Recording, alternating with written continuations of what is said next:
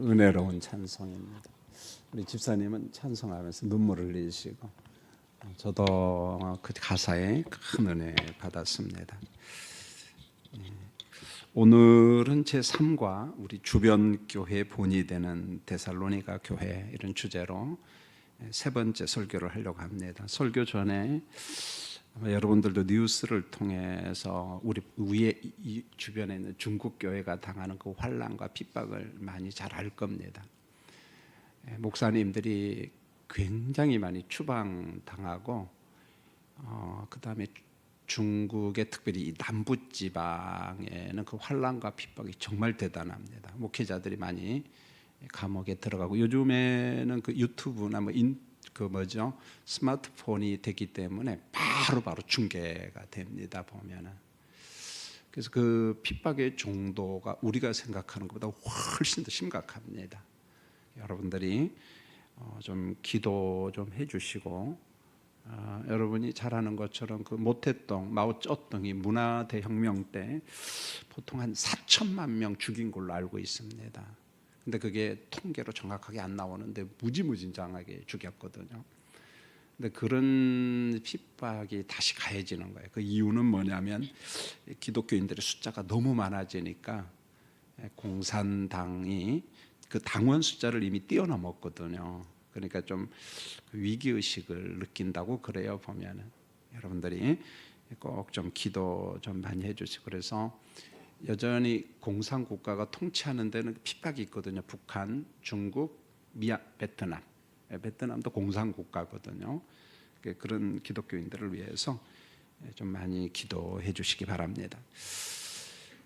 데살로니가 전서에는 다양한 방법으로 교인들을 그런 칭찬, 설득이라고 해야 될 거예요. 칭찬하는 말이 참 많이 나옵니다. 그래서 이런 칭찬의 언어, 말을 갖다가 보통 전문 용어로 수사학적 칭찬 이렇게 말합니다. 그래서 수사학이라는 게 어떤 그 말로 하는 기술이거든요. 말로써 상대방의 어떤 감정, 이성 이걸 설득하는 기술이죠. 그래서 수사학이라고 하는 일종의 하나의 학문입니다. 보면은 수사학 혹은 변증학 이런 학문이죠. 그리스 철학자인 그 아리스토텔레스는 이 수사학적 설득, 그 수사학에는 세 가지 꼭 기술이 꼭 있어야 된다. 그 수사학 그 기술을 많이 강조를 하죠. 보면 그 첫 번째가 뭐냐면 에토스라는 말입니다. 헬라어로. 그래서 에토스라고 하는 말은 일종의 그 도덕적인 설득이죠. 어떤 윤리적인 설득. 그래서 산상교훈 같은 게 그런 거거든요. 그래서 산상교훈은 불신자에게 준 게 아니고 하나님의 백성들에게 말씀의 도를 준 겁니다. 그래서 그 도 내용이 주로 도덕적 설득이거든요. 그래서 그 산상교훈은 불신자가 읽어도 굉장히 그 도전을 받습니다. 불신자가 이런 그 에토스적 설득, 도덕적인 설득이 이 대화 기술에 대단히 중요합니다. 두 번째로 파토스라는 말을 들어봤을 거예요. 청중의 감정을 자극하는 설득, 감정에 호소해야 된다는 거죠. 대단히 중요하죠. 아무리 멋진 말이라도 감정에 호소해서 그가 감동이 오지 않으면 하나 그냥 논문 읽는 거예요. 보면은요. 그래서 이 파토스적인 설득도 중요하고, 그 다음에 이제 세 번째가 로고스의 설득입니다. 로고스라는 말은 말 그대로 그 사람이 어떤 그 이성을 설득하는 지적인 기술이거든요. 보면. 그래서 그 상대방의 이성, 합리 그걸 갖다가 자꾸 설득해서 그가 그 감동을 받도록.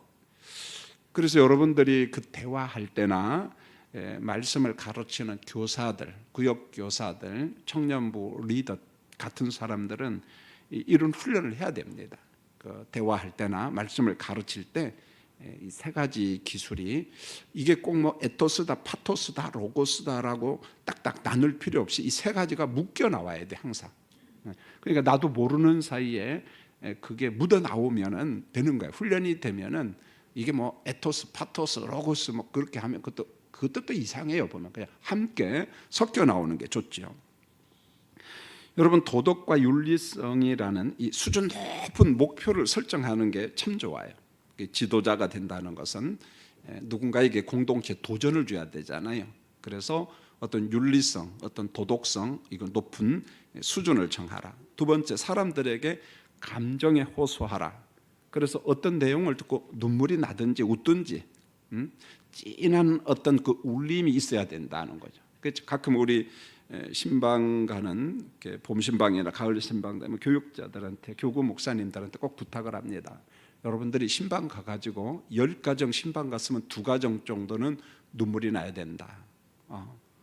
그만큼 그 신방이라고 하는 말은 상대방을 놓고 대화하는 거잖아요. 그 형편을 알잖아요. 그게 감정이 호소하는 거거든요. 그때 눈물이 없이 그냥 냉랭하게 10가정 그저 6개월 내내 그렇게 보냈다. 그 문제가 심각하다. 그래서 상대방에 대해서 정확하게 알고 상대방의 아픔이 뭐냐, 그래서 감정을 만져주고 또 울게 하고 그런 치료케 해야 된다는 거죠. 그래서 우리 감정 안에 감탄사가 있어야 된다는 것. 그다음에 지적인 호소가 꼭 필요합니다. 이런 거죠. 오늘 설교 시간이니까 오늘 김 목사가 설교하는데 설교를 들으면서 사람들의 도덕적 도전도 받고 감정의 변화도 있고, 아하, 오늘 설교하는 목사님이 나름대로 준비를 많이 했구나, 그런 느낌을 받아야 된다는 거죠. 좀 논리적이고 학문적이고 체계적이고, 저 설교를 들으니까 책을 좀 읽은 것 같다, 그런 거. 저거 보니까 맨 또 연속극이나 봤구나, 뭐 이런 마음이 가면 안 된다는 거죠. 보면은요, 저 설교 준비 하나도 안 하고 지금 놀다가 지금 남의 설교 하나 딱 찢어가지고 왔구나, 이런 느낌이 들어가면 안 된다는 거예요. 그것은 말씀을 가르치는 사람도 마찬가지입니다. 구역교사다, 주일학교 교사다. 여러분, 대상이 어린아이일지라도 느낍니다. 그리고 그 속에 성령이 역사를 하죠. 보면은 지금 데살로니가 전서를 우리가 이제 공부하고 있는데, 설교가 근데 계속 읽다 보면은 이 3가지 수사학적 기법이 그냥 자연스럽게 묻어나와요. 자연스럽게. 자, 오늘 설교 중에 한번 몇 가지 검토를 해보려고 해요. 여러분, 한번 본문 6절 같이 한번 읽어볼까요? 본문 6절. 또 너희는, 시작. 또 너희는 많은 환난 가운데서 성령의 기쁨으로 말씀을 받아 우리와 주를 본받는 자가 되었으니, 이렇게 말합니다. 또 너희는 무슨 환난이라고 그랬어요? 많은 환난. 그냥 환난 그렇게 말하지 않고 거기에다가 형용사를 하나 붙였습니다. 수식어를. 많은 환난을 여러분들이 받았다. 그런데 성령의 기쁨으로 말씀을 받아, 이것은 사도 바울이 데살로니가 교회를 지금 칭찬하는 겁니다. 이 극찬이라는 거죠. 많은 환난을 받았다. 그런데 성령의 기쁨으로 그 환난을 극복했다, 그런 말이잖아요. 극찬이요, 극찬. 자, 데살로니가 교회 형편을 보면은 많은 환난 가운데 있었다. 그러면 어느 정도 환난인가? 성경에 보면 2군데 그 환난의 실예가 나와요. 사도행전 17장 5절로 9절 우리가 일과 공부 때 공부를 했어요. 유대인들이 바울과 데살로니가 교회를 시기했어요. 굉장히 시샘을 했습니다. 그래서 시장에서 폭력을 행사하는 불량배, 그 저작거리에서 폭력을 행사하는 이 불량배, 그래서 돈을 버는 사람들, 이들을 동원해서 성을 소동하게 합니다. 그리고 야손의 집을 침입하지요. 야손은 데살로니가 교회가 태동하는 데 중추적인 역할을 합니다. 굉장히 중요한 역할을 하죠. 그리고 야손과 얼마의 형제들을 관원들에게 끌고 갑니다. 이때 관원은 직함이 읍장입니다. 여러분, 데살로니가 도시는 읍장이 공동 통치했던 곳이에요. 그 읍장한테 끌고 갑니다. 그리고 가서 하는 말이 뭐냐면 이런 겁니다. 이놈들이 누구냐? 가이사의 명을 거역하고 다른 왕인 예수를 섬기는 자들이다, 이렇게 말합니다. 정치 논리죠. 자, 우리가 섬기는 황제는 누구죠? 가이사 황제인데, 이 사람들은 가이사 황제를 제외한 누구를 또 섬긴다고? 또 다른 왕 예수를 섬긴다, 이렇게 말했어요. 이게 뭔가 하냐면 야손과 데살로니가 교인들을 정치범으로 몰아가는 겁니다. 정치범으로 지금 몰아가는 거예요. 여러분, 로마 제국의 황제는 몇 명이에요? 1명. 누구죠? 가이사. 그런데 이 사람들은 또 다른 왕, 누구를 섬겨요? 예수를 섬겨요. 그런데 한 나라 제국 안에 지금 왕이 몇 명이에요? 2명. 됩니까? 안 됩니까? 안 되죠, 보면은. 그러므로 가이사 황제를 놔두고 다른 왕을 섬기는 이들은 반역자라는 거죠. 역모를 꾸민 사람들이라는 거죠. 그러니까 이놈들은 죽여야 된다는 거예요. 감옥에 가둬야 돼. 역모자들이니까. 이와 같은 환란이에요, 환란. 여러분 데살로니가전서 2장 14절에도 보면은 이런 환란을 받아요. 뭐 비슷한 거지만은 바울이 다른 표현을 써요. 여러분 한 장만 넘기면 됩니다. 자, 2장 14절 형제들아 한번 읽겠습니다. 시작. 형제들아 너희가 그리스도 예수 안에서 유대에 있는 하나님의 교회들을 본받은 자가 되었으니 그들이 유대인들에게 고난을 받은 것 같이 너희도 너희 동족에게 동일한 고난을 받았느니라. 이 4장 데살로니가전서 2장 14절은 그런 겁니다. 그들이라고 하는 말은 초대교회 예루살렘 교회입니다. 예루살렘 교회. 그들이 초대교회 성도들이 유대인들에게 동족에게 고난을 받았습니다. 자, 예루살렘 교회 유대에 있는 교회가 유대인들로부터 많은 핍박을 받죠. 뭐 대단하죠, 그 핍박이요. 감당할 수 없으니까 사도행전 8장에 보니까 몇몇 사도만 놔두고 다 도망가잖아요. 도피하잖아요. 굉장히 힘들었습니다. 그런데 초대교회 예루살렘 교회 유대교회가 핍박을 받은 것처럼 너희도 이렇게 말합니다. 데살로니가 교회도 유대인들에게 동일한 고난을 받고 있다. 이렇게 말했어요. 동일한 어려움을 당하고 있다. 여러분 데살로니가 교회도 유대인들의 시기로 고난을 받고 있다. 지금 사도 바울이 그 이야기를 합니다.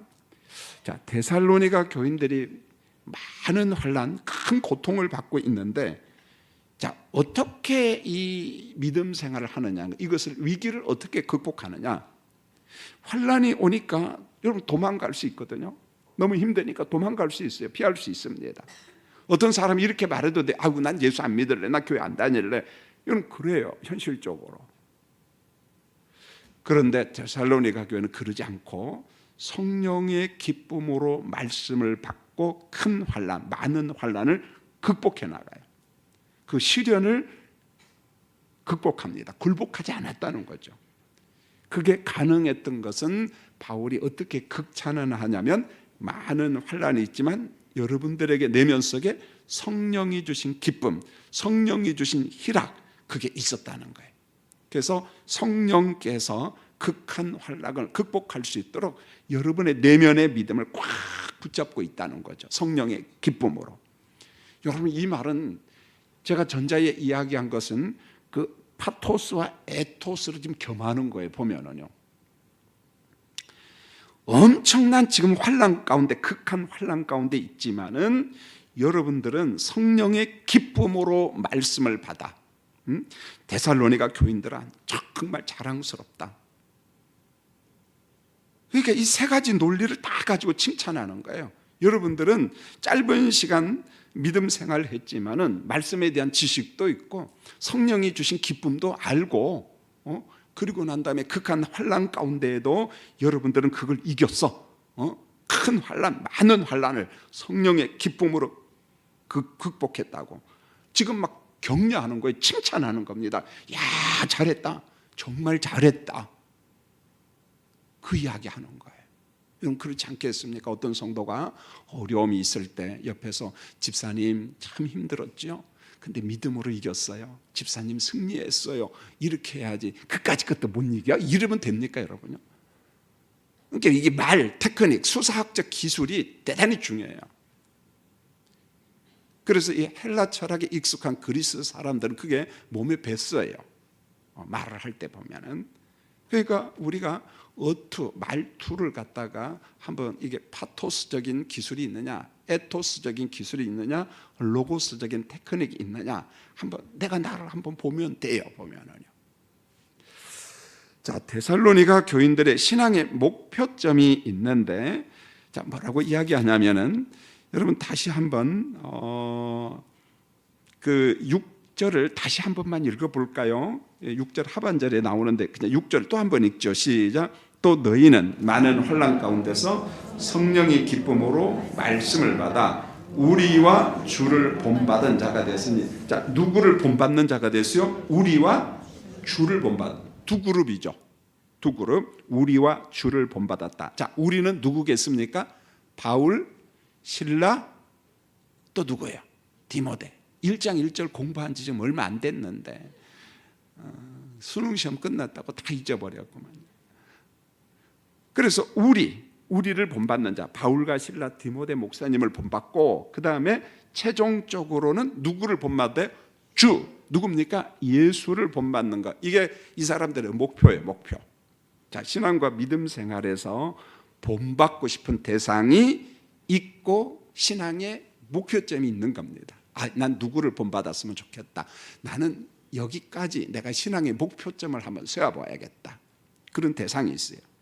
저도 이 설교를 준비하면서 제 머릿속에 가장 많이 남는 사람이 여럿이 있지만은 큰 도전을 준 목사님이 두 분이 있어요.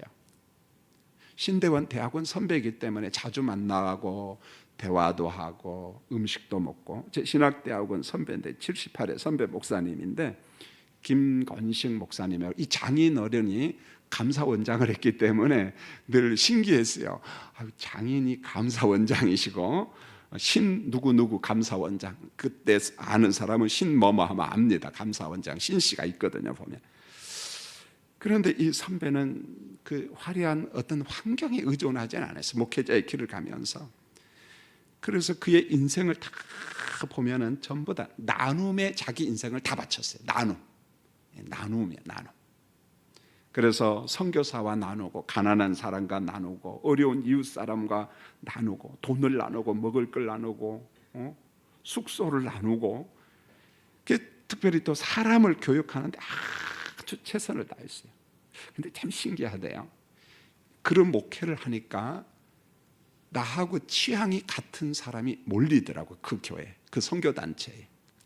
그래서 거기에 보면은 그 한미은행의 어떤 지점장, 그 외국계 은행이잖아요. 대학교 교수, 부인들, 뭐 이런 사회적 레벨이 높고 돈이 좀 많아. 그러면서도 의시되고 어떤 그 어깨에 힘주는 그런 사람들이 아니고 겸손한 사람들. 그러니까 나 이런 사람한테 일 같이 하겠다는 거예요. 헌금하겠다는 거예요, 보면은요. 자, 이것을 보면서 좀 그때 느낀 게, 돈 많은 사람이 돈을 좀 쓰고 싶은데 제대로 된 교회를 찾지 못한 사람들이 있다는 것을 제가 그때 깨달았어요, 여러분요. 네. 부자 교인들 상당히 많아요. 사회적 레벨이 굉장히 높은 사람 많습니다. 네. 그래서 우리가 흑백 논리로 볼 필요 없어요. 부자이면서 권력이 있는 사람들 가운데서 헌신된 사람이 참 많습니다. 돈을 쓰려고 작정한 사람들도 많이 있어요. 또 한 사람 선배는 역시 이번에 77회 대학원 선배 목사님인데, 신영교회에서부터 같이 있었는데, 오창현 목사님이라고. 이분 아내가 교수인데 지금 총신대학 총장 직무대리를 하죠. 정의영 교수라고 참 둘도 없이 친하고, 지금 총장을 선출을 하다 보니까 보직 교수들이 사임을 다 하고 여자 교수님이 총장 직무대행을 하고 있습니다. 이 오 목사님을 통해서 아주 오랜 동안 대화를 하면서 역사가 뭔가, 역사를 보는 눈. 이분이 전공이 역사거든요. 고려대학교를 다니다가 그냥 그 포기하고 총신대 신학과를 가고 계속 공부하고 영국 에버딘에서 공부를 하고 이런 분인데, 역사가 뭔가, 역사 토론을 하면서 눈을 열게 됐고, 그리고 사람을 대단히 소중히 여깁니다. 그가 누구냐? 그가 약한 자냐? 그가 가난하냐? 못 배웠느냐? 차별이 없어요. 똑같이 대합니다. 이런 가까운 선배들과 같이 어떤 삶을 나누면서 괜히 내 인격이 고상해지는 걸 배워요. 그러니까 누구를 만나느냐가 중요합니다.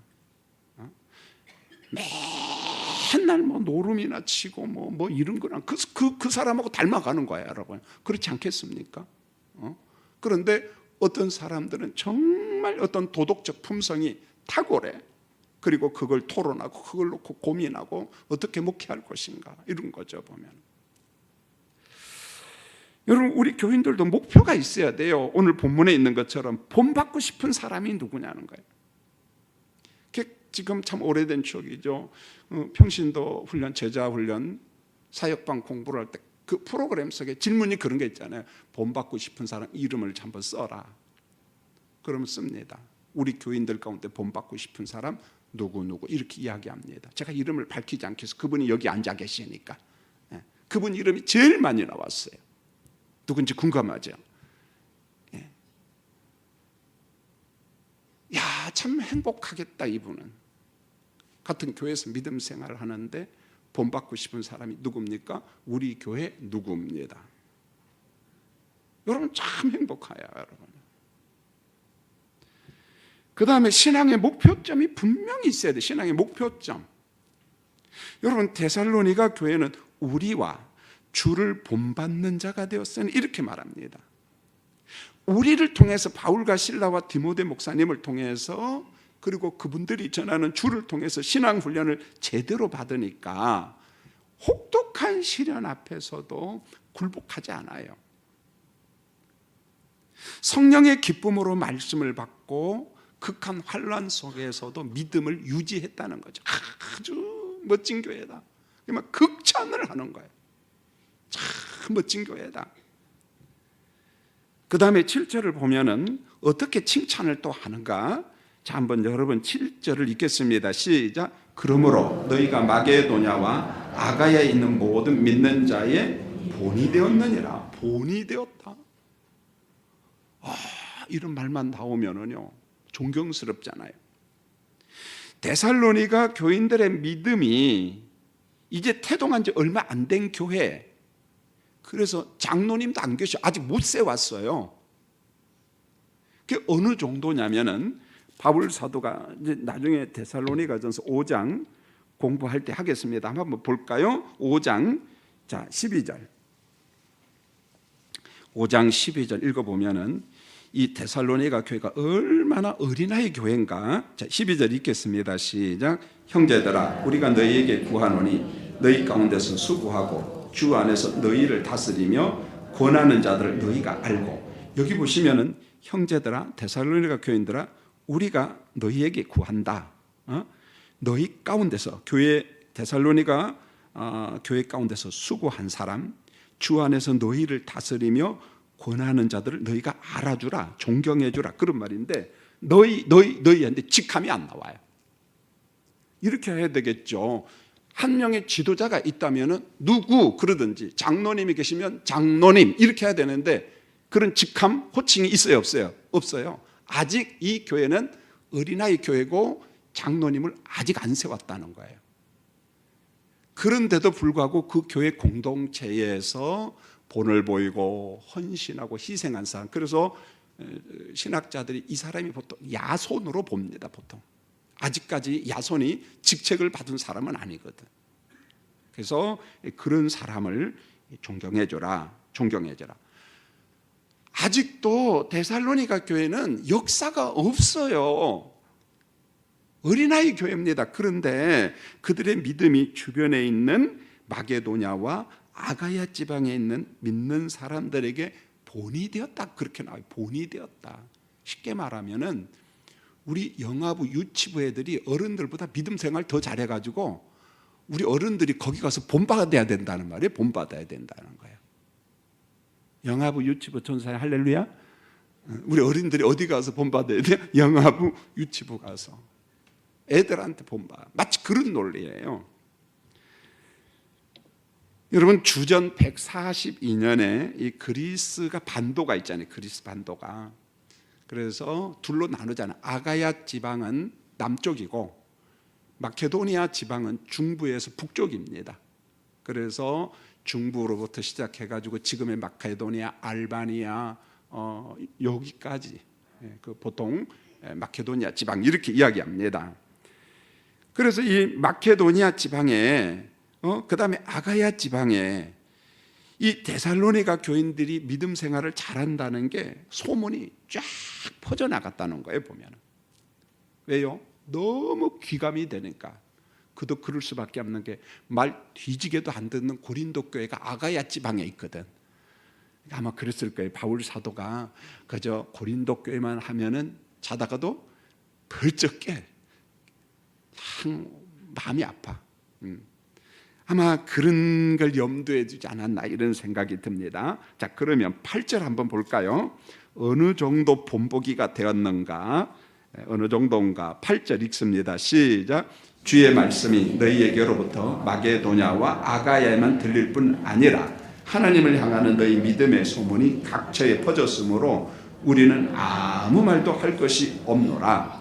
어느 정도 본보기가 되었느냐면 주의 말씀이 데살로니가 교회를 통해서 이미 마케도니아 지역과 아가야 지역도 퍼져갔고 그리스도 반도 전부 다 퍼져갔고 하나님을 향한 데살로니가 교회의 그 바른 믿음, 바른 신앙이 소문이 각처로 퍼져나갔다는 거예요. 각처로 다 퍼져나갔다는 거예요. 그래서 바울이 뭐라고 이야기하냐면 우리는 아무것도 할 말이 있다 없다. 여러분들의 신앙에 대해서는 할 말이 없다. 굿! 최고 잘한다. 그런 거예요. 할 말이 없다. 여러분 우리도 그런 말 좀 들었으면 좋겠어요. 제가 임시당회장을 몇 군데 했잖아요. 맑은생 강천교회, 안암제일교회, 서울 반석교회, 청량교회 등등. 근데 제가 볼 때 우리 교회가 제일 수준이 높은 것 같아요. 할렐루야. 아멘 안 하는 사람 뭡니까? 아니 사실인 것 같아요. 제가 봐도 너무 행복한 것 같아요. 저도 골치 아픈 교회 참 많습니다. 열불나는 교회. 우리 교회는 꼭 데살로니가 교회하고 빌립보 교회하고 자매교를 맺은 것 같아. 우리 교회 너무 좋은 것 같아요, 여러분. 그러니까 부목사들이 오면 안 가려고 하는 이유를 내가 알 것 같아. 교회가 좋으니까. 그건 이제 저 혼자 생각이에요. 신앙생활에 관한은 더 할 말이 없다 이런 말이에요. 더 이상 데살로니가 교회 신앙과 믿음에 관하여 평가하는 건 의미가 없다. 의미가 없다. 자, 한 가지 제가 예를 들겠습니다. 우리가 수요일날 고린도전서 설교를 들었으니까 고린도 교회와 데살로니가 교회 비교를 하면 압니다, 여러분. 여러분 바울 사도가 고린도 교회 때문에 고통을 참 많이 당했어요. 근데 고린도 교회 이 아가야 지방, 그러니까 그리스도 반도의 맨 밑에 쪽입니다. 그 옆에 갱그리아 교회도 있고 이 고린도 교회가 기질적으로 아주 편협합니다. 고린도 교인들이. 분쟁과 파벌을 만들죠. 은사 열광주의에 빠지죠. 신비주의에 빠지죠. 반지성주의. 여기에다가 은사를 과도하게 자랑하는 잘난 채. 아이고 이 잘난 채는 또 상상을 초월해. 이게 방언하면 자기는 천사 말을 한대. 잘난 채를 하죠. 또 교만이 얼마나 가득합니까? 여기 또 얼마나 또 음란합니까? 그 바울의 사도권 시비를 걸고 막 넘어집니다. 인정머리도 없어요 보면은요. 바울은 진짜 사도다 아니다 별 잡다한 소리 다 하죠. 예루살렘 교회가 어려울 때 구제 헌금 좀 하자고 해도 싫어하고. 아멘이 없어. 아멘이에요 그냥. 여러분들 그런 사람 되지 마세요. 할렐루야. 김 목사가 설교 좀 아멘 좀 해요. 그러면 꼭 비비 꽈가지고 이야기하는 사람 있죠. 아우 참 힘들어. 이거 어떻게 생긴 사람인지 모르겠어. 그래도 예수 믿고 구원받았다는 게 기적이야 보면은. 바울에게 목회비 주는 것도 아주 인색한 사람들. 이런 저런 이유로 바울은 성교비가 부족했어요. 어려웠어요. 자, 고린도 교회가 주는 사례비는 바울이 받겠다 안 받겠다? 고린도전서 9장 15절에서 그랬잖아요. 내가 차라리 무엇할지언정 죽을지언정 고린도 교회가 주는 목회비는 받겠다 안 받겠다? 자, 우리 식으로 이야기하면 더러워서 못 받겠네 그런 거잖아요. 보면은 얼마나 힘들었으면 난 죽을지언정 너희들이 준 건 난 못 받겠다 그렇게 이야기했어요.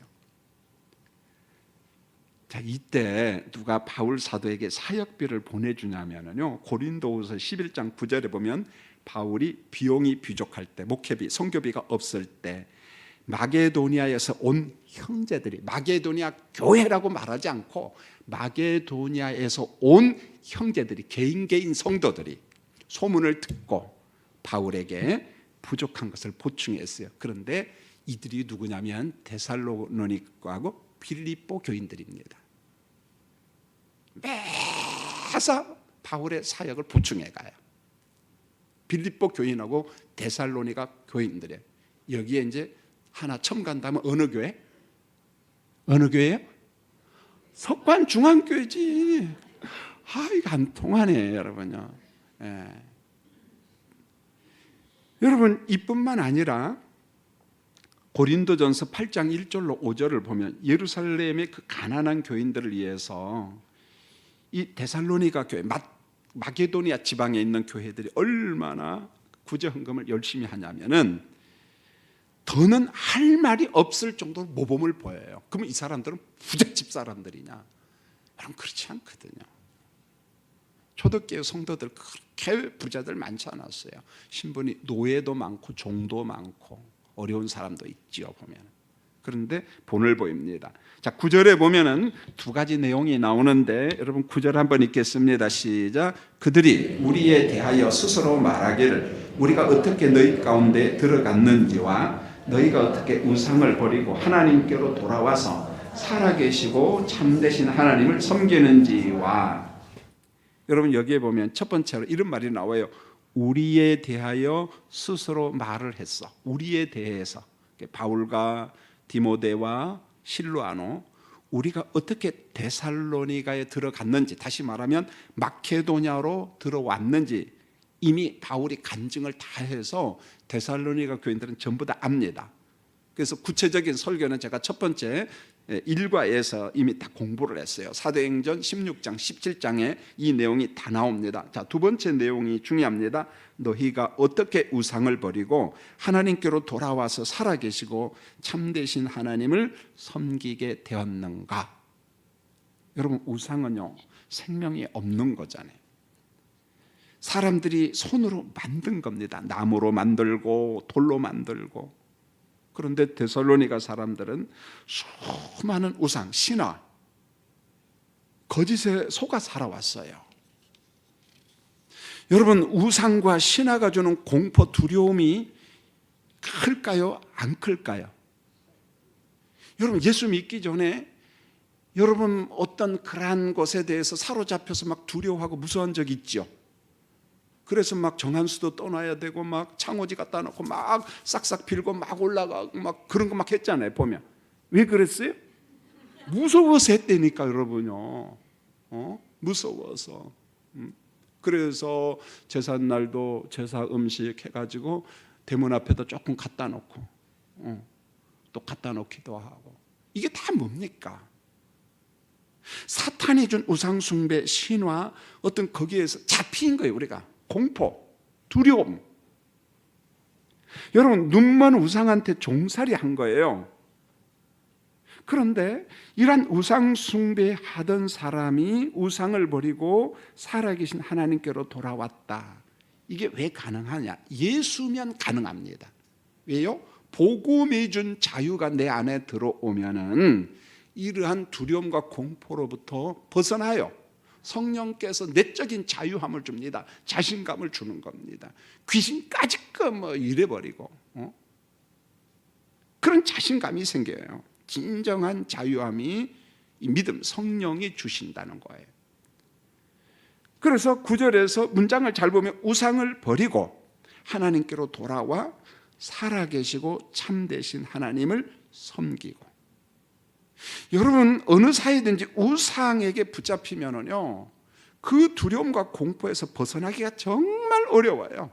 참 어렵습니다. 그런데 그런 우상 숭배하던 심령 속에, 문화 속에 십자가의 복음, 생명의 복음, 부활의 복음이 들어가면 우상은 물러갑니다. 왜요? 우상은 어둠이거든요. 그리스도는 빛이잖아요. 빛이 들어가면 어둠은 어떻게 돼요? 없어집니다. 이게 요한복음의 원리잖아요. 이게 요한복음의 원리잖아요. 아무리 어둠이 있을지라도 생명 되신 그리스도의 복음, 빛이 들어가면 어둠은 없어진다. 이렇게 말합니다. 자, 마지막 10절 같이 한번 읽을까요? 10절 시작. 또 죽은 자들 가운데서 다시 살리신 그의 아들이 하늘로부터 강림하실 것을 너희가 어떻게 기다리는지를 말하니 이는 장래에 노하심에서 우리를 건지시는 예수시니라. 죽은 자 가운데서 다시 사신 예수님의 강림을, 재림을 지금 데살로니가 교인들은 기다리고 있습니다. 물론 이 부분은 나중에 이제 데살로니가전서 4장 5장 공부할 때 배우겠습니다만은 이 데살로니가 교회의 재림 신앙, 강림 신앙은 조금 왜곡됐습니다. 그것은 그때 가서 공부를 하겠습니다. 그래서 이때는 우리 안에 있는 어떤 그 재림, 강림에 대한, 종말에 대한 어떤 세대주의적인 개념을 제가 여러분 마음속에 빼낼 겁니다. 세대주의가 무조건 다 이단이다 그런 말은 아니에요. 그러나 세대주의가 우리에게 좋은 점도 있지만은 안 좋은 점, 그런 게 참 많거든요. 보면은요, 의외로 이 종말론에 관한 이런 영상들 거의 세대주의 영상입니다. 거의 다가 그때 좀 공부를 하겠습니다.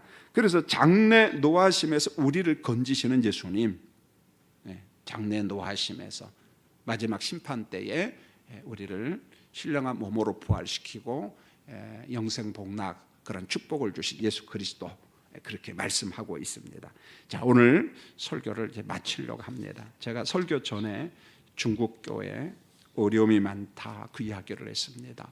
여러분 같이 중보 기도를 한번 하려고 했는데 반주자 반주 좀 부탁을 합니다.